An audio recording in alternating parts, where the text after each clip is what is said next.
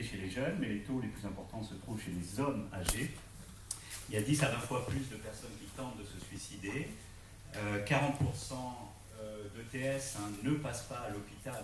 Donc on ne voit à l'hôpital qu'une partie des gens qui font les tentatives de suicide. Ça, ce sont les chiffres qui ont été publiés sur la base du baromètre santé avec Enguerrand, dont je parlais tout à l'heure, que vous reverrez tout à l'heure.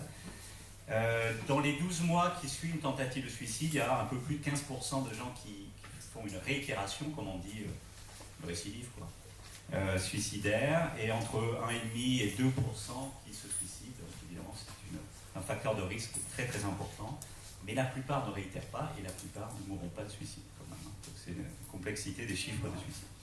La prévalence à 12 mois des décès suicidaires, c'est 2% dans le monde, comme je disais tout à l'heure, selon le baromètre santé, c'est 5%, autour de 5%, un petit peu plus chez les femmes que chez les hommes, dans l'année, et 10 à 12 à 13% chez les adolescents. La transition, parce que c'est le terme qu'on utilise maintenant, la transition des idées aux actes, c'est très très variable sur la population qu'on étudie, c'est autour de 10, 20%, alors il y a des études qui vont jusqu'à 50% chez les adolescents. Enfin, en gros, c'est plutôt 10 à 20% des gens avec des idées suicidaires qui passeront à l'acte. Le risque est plus grand lorsqu'il y a un plan suicidaire. Donc on est très mauvais pour la prédiction du suicide, ça c'est très très clair, pour la prédiction du suicide ou les tentatives de suicide, même lorsqu'on a une personne avec des idées suicidaires, pas seulement de dépression. Et il y a une grande variabilité individuelle dans les trajectoires qui vont des idées aux actes. Donc l'idée c'est quand même d'avoir une approche conservatrice, c'est-à-dire d'aider tout le monde, même si on sait que la plupart des gens ne feront pas un nouveau geste suicidaire ou ne mourront pas de suicide. Comme on a du mal à identifier qui est à risque, qui risque de mourir, eh bien on va aider tout le monde. Donc ce qui suppose aussi, c'est pour ça que je me permets de vous revenir avec vous sur ces chiffres, ce qui suppose que dans la prévention du suicide, il faut aussi des stratégies qui soient acceptables par le plus grand nombre. L'hospitalisation sous contrainte, par exemple, n'est pas une stratégie de prévention du suicide acceptable par le plus grand nombre. Pourtant, on l'utilise très régulièrement. Alors justement, à ce sujet, comment traite-t-on habituellement la crise suicidaire? Dans les grandes lignes, vous le savez, mais c'est intéressant en 2 minutes de revenir. D'abord, en général, on a tendance à hospitaliser. D'abord parce qu'on a souvent beaucoup de lits disponibles, et puis on a appris à le faire. On a un enseignement, notamment au niveau médical, qui est très hospitalo-centré. Donc on a l'habitude de se tourner vers l'hôpital pour régler le problème de la crise suicidaire. C'est pas obligatoire en réalité si vous avez une expérience de la prise en charge en ambulatoire, si vous avez une aide aussi, il ne faut pas rester seul, mais c'est possible de faire autrement. Gardez aussi en tête quand vous décidez d'une hospitalisation, il y a quand même un haut risque de suicide à l'hôpital. Ça c'est vrai, même si les chiffres ne sont pas très clairs, mais ça reste encore très très important. À l'hôpital et à la sortie de l'hôpital dans les jours qui suivent, il y a un risque de stigmatisation, de l'hospitalisation, il y a un risque de sortie prématurée des patients et à ce moment-là de perdu de vue. Donc là, comment on a aidé le patient. Il faut être sûr que le personnel soit formé, les locaux sécurisés, les procédures mises en place pour avoir investigué différents services cliniques, même supposément spécialisés en suicidologie. Bon, on voit bien que ce n'est pas le cas, souvent, par manque de moyens ou par manque de connaissances. La sécurisation des locaux, ça prévient plein de suicides à l'hôpital. Je ne vais pas rentrer dans les détails ici, on n'a pas le temps, mais c'est important. Il faut être aidé de l'entourage, etc. Bon. Le deuxième point, c'est la limitation d'accès aux moyens létaux. Ça, c'est une mesure démontrée et redémontrée. C'est vrai au niveau individuel comme collectif. Vous mettez des barrières sur les ponts, ça prévient les suicides. Vous mettez des barrières sur le métro, ce qui est en train de se faire tout doucement au métro parisien. Ça va prévenir des suicides et des accidents, etc. Pensez à la limitation d'accès aux moyens létaux au niveau individuel. Pendant les sorties en permission, juste après la sortie d'hospitalisation, est-ce que ça a été fait? C'est pas intuitif, on pourrait dire si on empêche quelqu'un de se suicider de cette manière, il fera autrement. La réalité, c'est que c'est pas vrai. Donc, si à l'acmé de la crise suicidaire, quand la personne va passer à l'acte, elle n'a pas de moyens à disposition, elle va éventuellement pas passer à l'acte. Et la crise suicidaire va retomber, il y a des moyens de l'aider. Donc, pensez-y, ça doit être constant, la limitation d'accès aux moyens létaux au niveau collectif, au niveau individuel. Les traitements pharmacologiques, évidemment, on va en reparler. On les utilise beaucoup, on utilise beaucoup les benzodiazépines. Ça marche très très bien sur l'anxiété, c'est clair, ça marche très vite. C'est quand même souvent bien toléré, mais quel est le risque au niveau du passage à l'acte? Marie va en reparler. On utilise aussi des antipsychotiques sédatifs, des hypnotiques. Voilà. Je Julia va en reparler dans un instant. Et puis évidemment, les antidépresseurs ont montré quand même leur capacité de prévention du suicide chez les gens qui sont déprimés, notamment chez les adultes et notamment chez les personnes âgées. C'est pareil pour la clozapine, qui est sous-utilisée en France dans la schizophrénie, qui est pourtant le meilleur traitement que nous ayons. Pareil pour le lithium, médicament très largement sous-utilisé, alors que non seulement c'est un très bon régulateur de l'humeur, mais aussi, c'est très très clair dans la littérature scientifique, ça prévient beaucoup de suicides. Or, souvent, on ne le prescrit pas par peur du suicide. Vous voyez, on a carrément l'argument inverse. Mais l'effet est retardé. Donc, grosse question sur le traitement pharmacologique à court terme. Et on va revenir sur la kétamine pour ça. La psychothérapie, pas de preuves démontrées à court terme. C'est intéressant, évidemment, pour tout ce qui est aspect de vulnérabilité, traitement des facteurs de vulnérabilité cognitive. Psychologique, émotionnelle. L'éducation du patient, elle est indispensable et aujourd'hui on préconise ce qui s'appelle les safety plans en anglais, les plans de sécurité. Vous ne connaissez peut-être pas ça, il faudra qu'on en reparle, peut-être l'an prochain. Présentez ça pour ceux qui ne connaissent pas. Regardez néanmoins sur internet, vous avez plein d'infos. Faire un plan de sécurité avec le patient et son entourage avant la sortie, ça aide, c'est un travail très très utile. Prise en charge évidemment multidisciplinaire, familiale, scolaire, professionnelle et somatique. Somatique, les patients suicidants, ils sont à risque somatique. Ils ne meurent pas que de suicide. À 1 an, il y en a beaucoup qui meurent de pathologies somatiques. Le risque est augmenté par rapport à la population générale. Donc c'est une prise en charge qui doit être globale à l'hôpital. Familiale, scolaire, professionnelle, sociale, on y pense, parce que c'est notre habitude. Et somatique, c'est indispensable si on veut aider nos patients. Et enfin, vigilance. S'il y a une tentative de suicide, il faut rentrer le patient en vigilance. Il faut contacter votre centre local de vigilance. Maintenant, en Île-de-France, toute la région est couverte quasiment. C'est pour la prévention des récidives. Pourquoi j'ai pris un peu de temps pour parler de ça? Parce que loin de moi l'idée de vous vendre que la kétamine que je vais vous présenter dans un instant va être la solution à tout et que ça va remplacer ça. Non, il va falloir au contraire trouver la place de la kétamine dans ça. Hospitalisation, prise en charge par des crises spécialisées, la limitation d'accès aux moyens, ça sera toujours vrai. Comment on fonctionne avec d'autres traitements, les traitements au long cours, la psychothérapie, l'éducation du patient, le travail multidisciplinaire, le travail avec l'entourage, tout ça, ça sera toujours vrai. Ok, on parle de la kétamine maintenant. Très vite, c'est une molécule créée dans les années 60 aux États-Unis, d'abord comme anesthésique et antalgique. Et puis dans les années 70, on a commencé à avoir un usage récréatif. Les gens recherchaient un effet dissociatif. Et puis il y a des patients qui venaient voir leur docteur en disant « Vous savez, moi ça m'aide beaucoup. Je me sens très déprimé, il n'y a rien qui marche, et l'antidépresseur ne marche pas, mais la kétamine ça m'aide. » Et là, évidemment, les docteurs qui savent tout disaient « Bah non, et attention, c'est très dangereux pour votre santé. » Néanmoins, il y a quelques docteurs, au bout d'un certain temps, qui se sont dit « Peut-être quand même, il y a quelque chose. Peut-être écouter nos patients. » Et dans les années 90, une grosse étude, enfin une première étude en tout cas de John Crystal aux États-Unis, publiée dans les Archives à l'époque, 94, qui montre un effet très très rapide dans les minutes qui suivent une perfusion de kétamine. Donc ça, on n'avait jamais vu ça. Plein de patients étaient très déprimés et après une perte de 40 minutes, n'étaient plus déprimés du tout. Ça, c'était vraiment très surprenant. Et ce que je vais vous présenter là, ça ne va pas être la kétamine dans la dépression, mais plus spécifiquement la kétamine dans les idées suicidaires. D'accord? Et ce n'est pas tout à fait la même chose.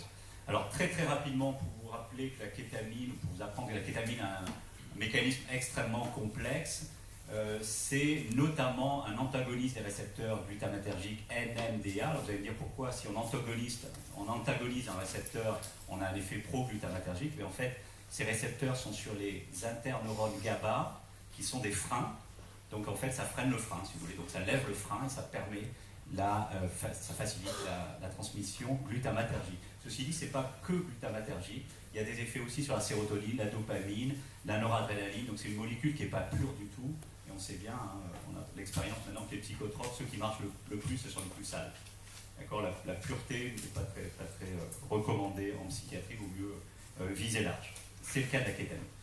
Alors, la kétamine, je vais vous parler d'une étude, Cocorico, une étude française, qui s'appelle KETIS, dirigée à Nîmes par le docteur Mokran Nabar, qui était une étude multicentrique. 7 centres ont recruté des patients avec un financement public. Hein. Ce n'est pas Janssen qui a soutenu cette étude, c'est un PHRC national. Rapidement, le design, c'était une étude randomisée contrôlée. Donc on donnait d'une part de la kétamine à 0,5 mg/kg. Hein, c'est la dose habituellement recommandée dans les études depuis le début. Si on monte au-delà, souvent on a beaucoup d'effets secondaires. En dessous, on est moins efficace. Et on a comparé au placebo, qui était une solution saline, en perfusion IV sur 40 minutes.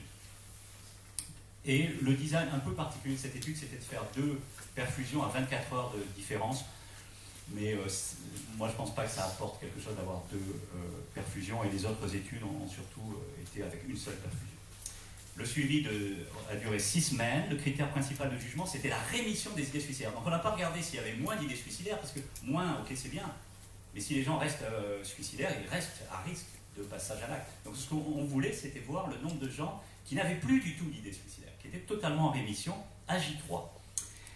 Dans la population globale qui a été recrutée, mais aussi par groupe diagnostic, ça a été choisi a priori. Donc on avait un groupe de patients avec un trouble bipolaire, des patients avec un trouble dépressif majeur et d'autres troubles affectifs. Puis il y avait les critères de jugement secondaires. Donc que les patients adultes qui étaient inclus, qui étaient suicidaires et qui devaient être hospitalisés parce qu'ils étaient sévèrement suicidaires. Vous voyez, donc on a recruté des gens vraiment sévèrement suicidaires. Il ne devait pas avoir d'histoire de schizophrénie, de troubles psychotiques ou de symptômes psychotiques dans le passé, pas de dépendance à la substance, pas de grossesse, pas d'allaitement. Voilà. Alors voilà, on a recruté 156 patients qui ont été randomisés pour 83 recevoir le placebo et 73 la kétamine. Alors vous ne voyez pas grand-chose, mais juste pour vous dire que ce sont des patients effectivement extrêmement suicidaires, avec des hauts niveaux de l'échelle SSI. Le mini nous dit aussi que plus de 90% sont considérés comme un haut risque suicidaire. Ils avaient des hauts niveaux de désespoir, des hauts niveaux de douleur psychologique. Et 80 à 90% avaient déjà une histoire personnelle de tentative de suicide. Et donc on a pris vraiment des gens très très suicidaires. Alors c'est pas surprenant, pour 2 tiers à 3 quarts des femmes, avec un âge médian à 40 ans, ce qui est habituel dans ce type d'études. Voilà les résultats. Donc globalement, 3 jours après la perfusion, vous voyez qu'il y a 63...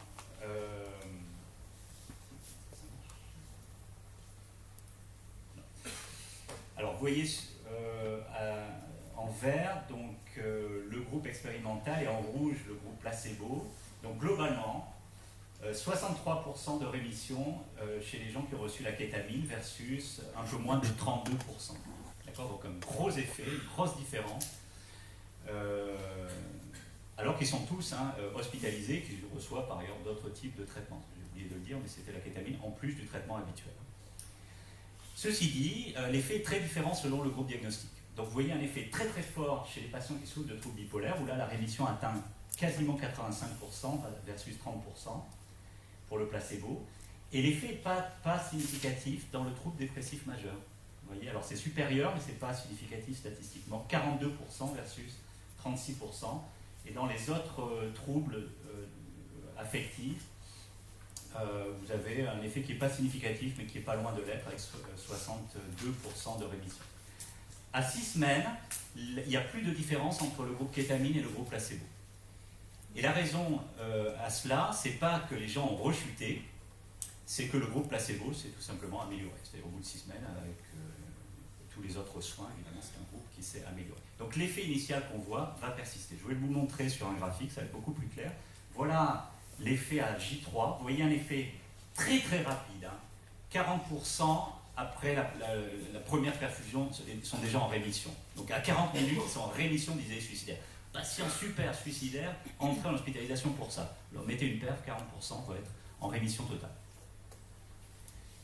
Et donc jusqu'à 60% à J3, vous voyez. L'effet placebo, vous voyez, beaucoup plus lent. Et si on regarde sur 6 semaines, on voit cet effet très très rapide du groupe placebo, en violet, et puis, du groupe kétamine, pardon, et le groupe placebo qui tout doucement, évidemment, s'améliore avec tous les soins qu'on donne. Vous voyez, c'est très très impressionnant. Alors c'est un traitement qui a été très très bien toléré. Il y a quelques effets secondaires de type sédation ou sentiment de dépersonnalisation chez 10%, et ça part dans les minutes ou les heures qui suivent la perfusion, il n'y a rien qui reste. Il n'y a pas eu non plus d'hypomanie, pas de symptômes psychotiques, pas d'augmentation des idées suicidaires. Ça c'était important. Il y a eu quelques actes suicidaires, malheureusement, dont un suicide dans le bras kétamine, qui est une personne qui n'avait pas du tout répondu au traitement. Donc à J3, il restait extrêmement suicidaire, malheureusement. Il s'est suicidé quelques jours après. Donc vigilance, extrême vigilance, c'est pas la panacée, ça ne marche pas chez tout le monde, très clairement. Quand ça marche très très bien, très vite, c'est formidable, mais pour beaucoup de gens, ça ne marche pas. Donc il y a eu aussi des très difficiles. dans le groupe kétamine et placebo. Alors il y a eu une revue de la littérature qui était antérieure à cette étude, donc qui ne prend pas en compte les résultats que je viens de vous présenter, et qui nous dit, oui, il y a très clairement un effet du groupe de la kétamine versus placebo dans les 4 premières heures, dans les 24 premières heures et dans les 72 premières heures, mais ensuite, il n'y a plus de différence entre les groupes. Donc c'est vraiment un traitement de l'aigu, vous voyez, les 3 premiers jours. C'est très utile, mais il faut avoir cette idée qu'ensuite, il y aura un effet placebo, alors placebo entre guillemets, de tout ce qu'on fait d'habitude, d'accord, qui va embrayer. Alors on vient de soumettre avec Emmanuel et avec d'autres personnes une revue de la littérature sur la kétamine dans les idées suicidaires. Il y a 12 essais publiés à ce jour avec idées suicidaires comme objectif primaire, 13 avec objectif secondaire.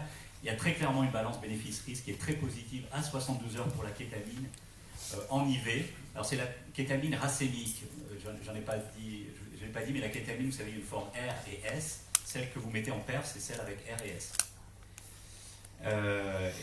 Ça suffit une perfusion à 0,5 mg/kg.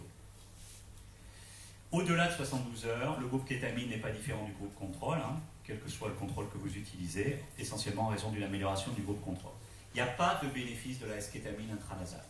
Donc Janssen a fait le choix de commercialiser la kétamine S et s'est donné beaucoup de moyens, a recruté beaucoup de monde. Et il n'y a rien qui sort. D'accord, en termes d'idées suicidaires, évidemment, on voit les patients qui s'améliorent, mais comme le groupe placebo. Donc vous ayez donné ça ou vous ne l'ayez pas donné, vous ayez fait les soins normaux, il n'y a pas de différence. D'accord. Donc la S-kétamine, ça ne marche pas dans les idées suicidaires. La kétamine, c'est IV, et c'est la kétamine R plus S, racémique. Et ce que je disais tout à l'heure, réflexion à mener sur la place de cette kétamine IV dans cette approche multimodale. Bon, il y a beaucoup de limites, je ne vais pas en parler, je n'aurai pas le temps. Juste pour vous dire qu'on teste une autre molécule dans la crise suicidaire, c'est la buprenorphine. Donc la buprenorphine, vous connaissez, c'est un antalgique, c'est aussi le texte à forte dose. Et donc certains patients qui ne bénéficieraient pas de la kétamine pourraient bénéficier d'un autre type de mécanisme qui va viser le système opioïde et donc plus spécifiquement la douleur psychologique. D'accord ? On a aussi d'autres projets avec d'autres molécules. Donc, vous voyez, il y a des choses qui arrivent dans le traitement, dans la prise en charge de la crise suicidaire, dans l'aigu, mais qui ne va pas remplacer tout le reste de tout le travail qu'il va falloir faire au niveau collectif et individuel. Je vais m'arrêter là pour laisser la place aux questions. Je voudrais remercier évidemment tous les gens qui ont été impliqués dans cette étude KETIS. C'est vraiment, alors je ne l'ai pas dit, c'est la plus grosse étude avec la kétamine IV publiée à ce jour. C'est pas souvent en France, alors on est très fiers de ça.